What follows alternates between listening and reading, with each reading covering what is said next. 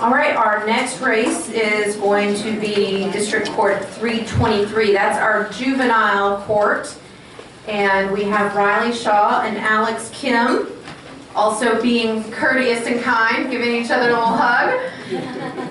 And Kelly Cannon is live streaming, so if you want to watch this again on Facebook, thanks to Kelly Cannon. All right, Alex, you're closest. You'll get your 2-minute open. Okay, so I am Alex Kim.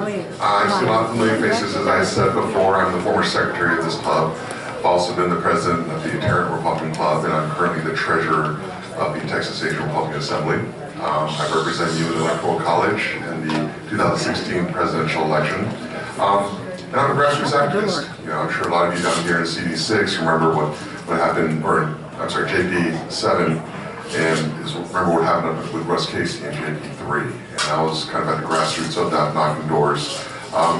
You know, I've been shoulder to shoulder with you guys. I've worked the polls down here for Connie. I've worked the polls for Tony. I've donated money to Tony and Zedler, and I think there's a track record that I've established over the years that you know exactly what kind of person I am. And I think that's the important part. You know, judges in Texas are still elected people, and there's still politics involved. And so when we elect somebody, we want to make sure we know what kind of person they are. On the professional side, I've been practicing for about a dozen years. I've handled several high-profile cases here in Tarrant County. And I've spoken I teach occasionally at the law school as a guest lecturer. I've spoken at continuing legal education for attorneys as well. I feel like I'm very well respected. I'm named one of Fort Worth's top attorneys. I've just been around. I've been practicing. I love politics. I love conservative politics. I love the conservative movement, like we all do. And then as far as the practice of law, I've always really enjoyed my side, practicing both in the family courts as well as the criminal courts. I've handled juvenile cases. I've handled CPS termination cases, both cases that go through the 323rd. But it's definitely an honor and a privilege, not just to be here in this group, but to actually just run for office. You know, it's a big step when we all support people that we love in the process. And it's just certainly a privilege just to be in a country that we can do so. Thank you.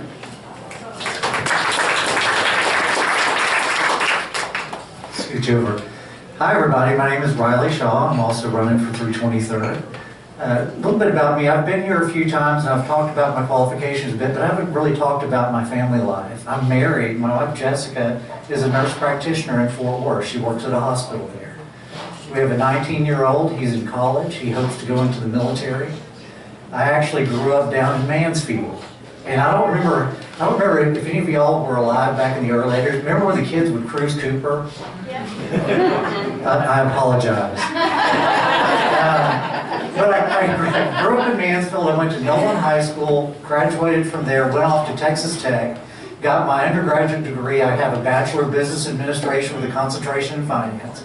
I went to law school at Texas Tech, graduated in 1994. I've been an attorney here in Tarrant County for almost a quarter of a century. When I first started my career as an attorney, I started off as an attorney for D.R. Horton Custom Homes. Their office was right across the freeway on Ascension. Did that for a couple of years, worked at a small law firm, small business for a number of years. And then in 1999, I had the opportunity to go work for the district attorney's office. And that was a decision that has changed my life in so many wonderful ways. I've gotten to serve our community for the last 18 years, each and every day, keeping each of you safe, making sure that our families are strong and our children are healthy. I spent 13 of those years working as a prosecutor in juvenile court. I served as the deputy chief and chief of that court. I became board certified in juvenile law in 2005. I was elected by my peers to be the chairman of the juvenile law section of the State Bar of Texas. I currently sit on the exam commission for the Board of Legal Specialization, writing the juvenile law board certification exam. I have a great passion for the children in our community and making sure that they have the best opportunities that they can have, that our families have the support that they need, and that we all do the things that we need to make sure our community is safe. Thank you.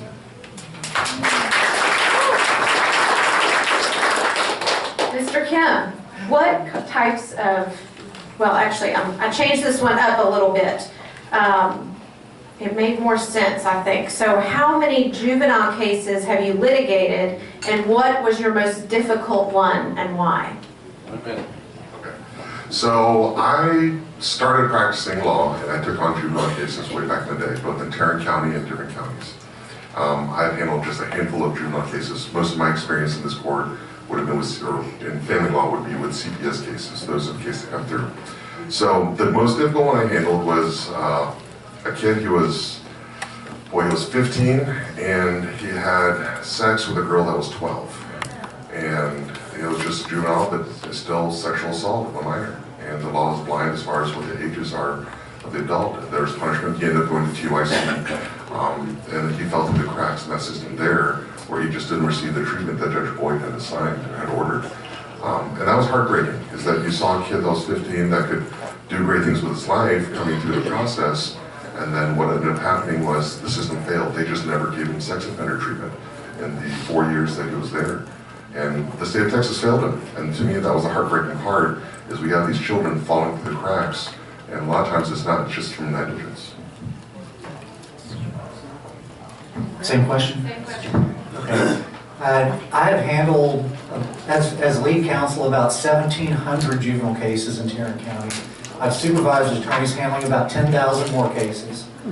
I've handled CPS cases. In fact, I was in a CPS trial earlier this week.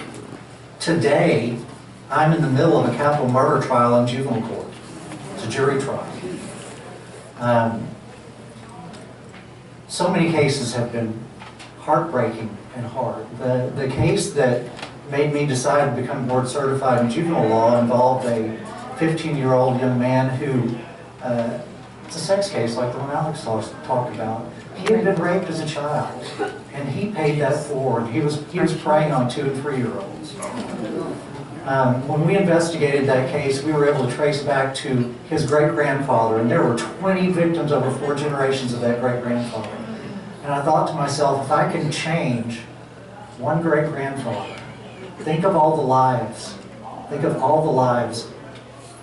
people who are victims, who get to live and be happy. And that's why I love this work. All right, and I will remind y'all that Mr. Ashby is being strict on time. Mr. Shaw, what kind of jobs or volunteer work have you pursued that qualifies you to deal with children? Well, I've spent 13 years working in the juvenile courts every single day. I mean, it's working with 10 to 16-year-olds. In addition, I've worked within our teen court systems. I have a 19-year-old. I've just made it almost all the way through the teenage years. Right? I don't. If that doesn't qualify, I don't know what does. And I'm alive and he's alive. Right? But it's, you know, all of our lives we're studying. We were children ourselves, and we're never too old to remember that. And never too old to remember what it was like to be a child, how our brains evolved over time. And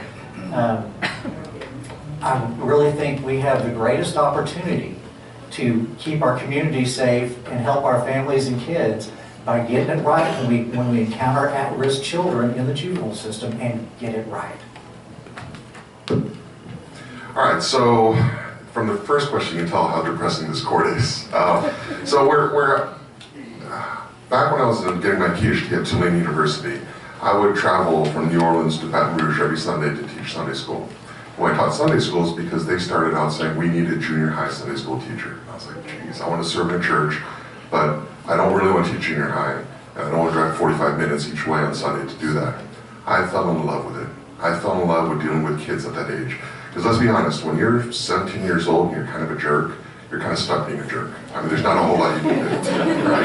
And so ever since then, I've always sought out junior high. Right now, I'm a coach at Colleyville Lacrosse Association. I've been there for about 5-6 years coaching, and they want me to coach varsity. I tell them I just want the junior high kids, because that's where you can make the difference. That's where you can show them about self-discipline, about integrity, about hard work, and changing their lives to make them better young men. And I've always had this passion to do so. I volunteer at my church, work with the youth group there.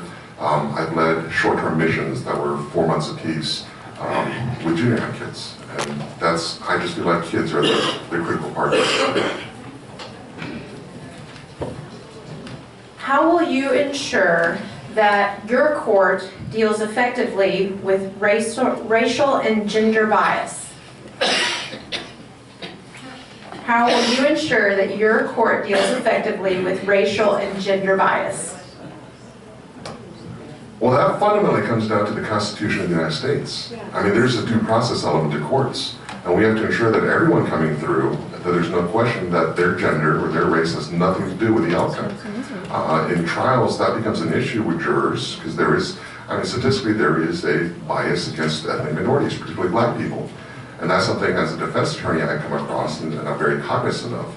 You know, as a judge, you know, it's your job to make sure there's a fair trial, right? It's like an umpire in baseball. A strike is a strike, a ball is a ball. And it's to make sure that everyone comes to the court is fair. As an ethnic minority myself, I'm very aware of this. I won't say sensitive, but it's something that I've dealt with since I was a kid growing up in Houston. You know, it just happens, but it's important to have somebody in a position of authority to make sure that the strikes are strikes and the balls are balls.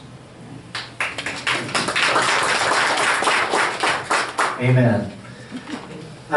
As juvenile judge, the first thing that I can do to address those issues is make sure that the people working for me have awareness of the issues and have training in dealing with the issues. One of the things that's unique about this court, most courts, decisions are made by juries. And that is where much of the focus is on addressing racial and gender bias. In a juvenile court, almost every decision is made by either the elected judge or one of those associate judges. So you've got to be very careful about the associate judges that you hire, and you have to set the example and the tone for the people making decisions in your name. It's important.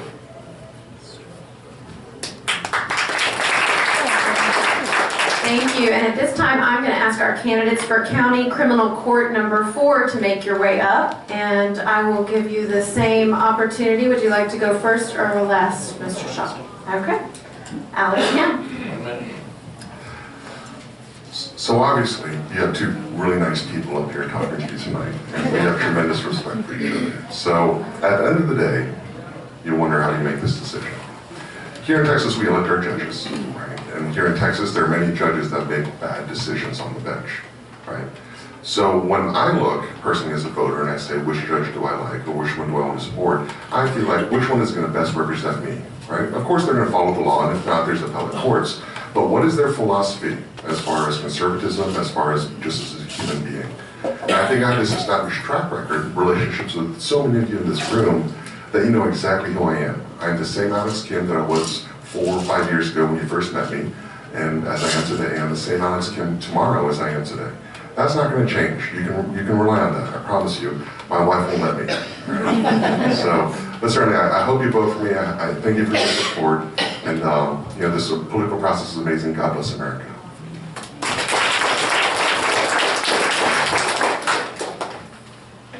So for me, I am a conservative Christian. That is the number one thing in my life. My relationship with God is the most important thing to me. Second most important thing is being a husband and father. This bench, it really does make a difference. If you want to talk about conservative values, I've served too. Mr. Kim, I can't touch him on the activism, but I've served as vice president of the Downtown Republican Forum. This is not new to me. But I really have dedicated my life to working with the at-risk youth in this community. I want to spend the time that I have to bring that experience to each of you, to each person who lives here, whether they are a defendant or a victim or a family member. I want them all to understand that that court is going to be run fairly, with respect, and with an eye towards the law. Thank you. Thank you all both. All right, everybody get out their cell phones while we're getting reset. Make sure you check in, say you're at the Arlington Republican Club. Let's get